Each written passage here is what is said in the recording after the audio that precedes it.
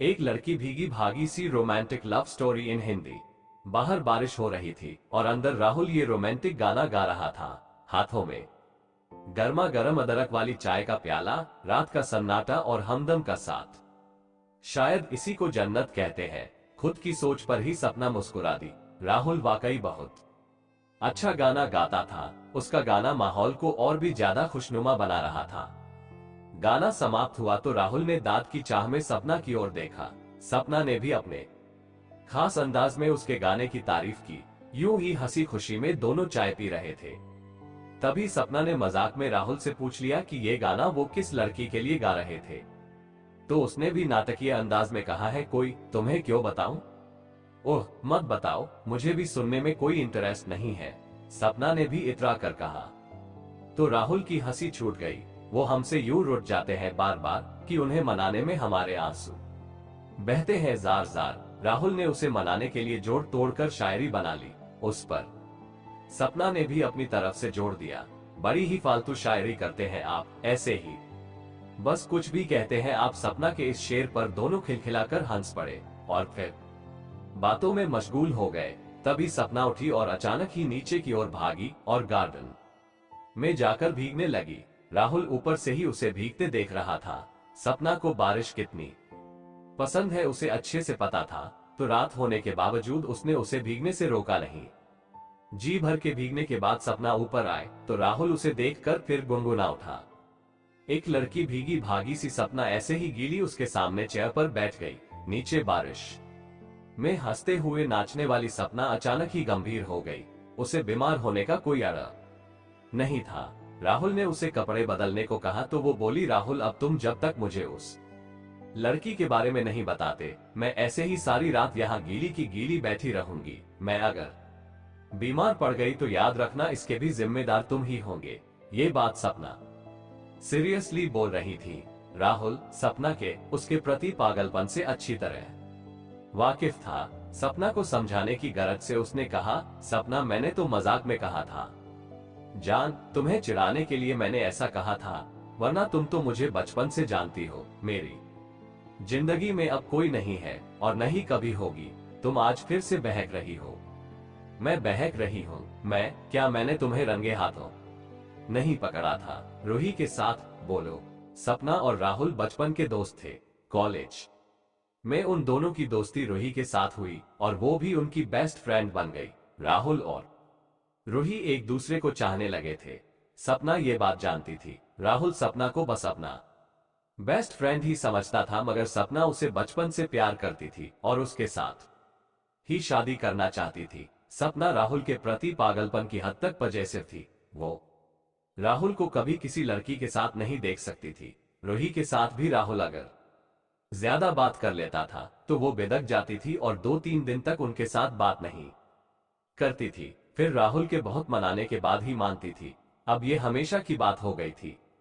रूही में सारी खूबियां होने के बावजूद राहुल के घरवाले उसे अपनी बहू नहीं बनाना चाहते थे, क्योंकि वो दूसरे समाज की थी। राहुल भी ये बात अच्छी तरह जानता था कि उसके परिवार वाले इस शादी के लिए कभी नहीं मानेंगे। रूही भी समझदार थी, इसलिए दोनों ने समझदारी दिखाते हुए अलग होने का फैसला कर लिया और सपना का रास्ता साफ हो गया। उसने साम दाम दंड से राहुल से शादी रचा ली। शादी के बाद भी सपना का यही हाल था। वो बात बात पर राहुल पर शक करके उसे परेशान करती रहती थी। हालांकि वो राहुल का बेहद ध्यान भी रखती थी। उसके मुंह से निकलने के पहले ही सपना हर बात समझ जाती थी।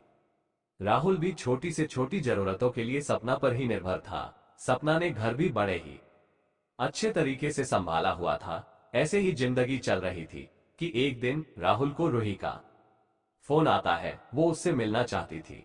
ये एक फोन राहुल और सपना की जिंदगी में तूफान खड़ा कर देता है। राहुल और रूही एक रेस्टोरेंट में मिलने का तय करते हैं। सपना के स्वभाव को देखते हुए दोनों सपना को कुछ भी नहीं बताते, मगर सपना ने किसी तरह दोनों की बात सुन ली थी, पर उसने राहुल पर यह जाहिर नहीं होने दिया। दूसरे दिन तेज बारिश हो रही थी। रविवार का दिन था, सो राहुल बहुत बहाने बनाकर घर से निकला था रूही से मिलने। उसके पीछे पीछे सपना भी निकल पड़ी। राहुल रूही के टेबल तक पहुंचता है और बारिश की वजह से थोड़ी गीली हो चुकी रूही को देखकर धीरे से गाता है, एक लड़की भीगी भागी सी। तब तक सपना लपक कर वहां पहुंच जाती है और तमाशा खड़ा कर देती है। रूही और राहुल दोनों ही के लिए ये बहुत ही अनएक्सपेक्टेड था। रूही अपमान की आग में झुलसती हुई वहां से निकलने की कोशिश करती है तो सपना उसे थप्पड़ जड़ देती है। अब राहुल का भी संयम जवाब दे जाता है और वो भी सपना को थप्पड़ मारा देता है। सपना भुनभुनाती हुई वहां से चली जाती है। रूही भी बिना कुछ कहे वहां से निकल जाती है। घर जाने की बजाय राहुल अपने फ्रेंड के घर चला जाता है और यहाँ घर पर सपना खतरनाक कदम उठा चुकी थी। राहुल बोलो, कुछ है कुछ तुम्हारे पास बोलने के लिए? सपना की तेज आवाज से राहुल भूतकाल से निकलकर वर्तमान में आ जाता है। मैंने तुम्हें तब भी समझाया था सपना, और आज भी वही बात कहूंगा कि तुम्हें बहुत बड़ी गलतफहमी हो गई थी। हम दोनों के बीच संबंध कब के खत्म हो चुके थे। वो सिर्फ एक फ्रेंडली मुलाकात थी। सिर्फ तुम्हारे सवालों से और पागलपन से बचने के लिए हमने तुम्हें नहीं बताया था। हर साल जब भी बरसात होती है तुम ये हरकत जरूर करती हो सपना। अब बस भी करो यार, 3 साल हो गए हैं उस बात को। अब मैं तंग आ गया हूं तुमसे। राहुल ने कहा, मुझसे तंग आ गए हो ना? तो लो मैं जा रही हूं, और इस बार तो पक्का कभी भी नहीं आऊंगा दोबारा। देखना तुम बुला बुला कर थक जाओगे, पर मैं नहीं आऊंगी। सपना ने गुस्से से कहा, तो जाओ ना। किसने रोका है? हर बार यही कहती हो और फिर वापस आ जाती हो। इस बार नहीं आऊंगी। कहते ही सपना ने बालकनी से छलांग लगा दी। सपना का शरीर नीचे निष्प्राण पड़ा था, बारिश में भीगता हुआ। ठीक उसी दिन की तरह रेस्टोरेंट से गुस्से में निकली सपना ने घर आकर आत्महत्या कर ली थी। राहुल के घर आने तक उसका शरीर ऐसा ही भीगता रहा। नौटंकीबाज कहीं की। 6 साल से हर बार बारिश के मौसम में एक बार जरूर आती है और हर बार लड़ाई करती है और फिर कभी ना आने का फैसला करके चली जाती है। चलो अब अगली बारिश तक रास्ता देखूंगा पगली का। उसने नीचे झांक कर देखा तो सपना नहीं थी।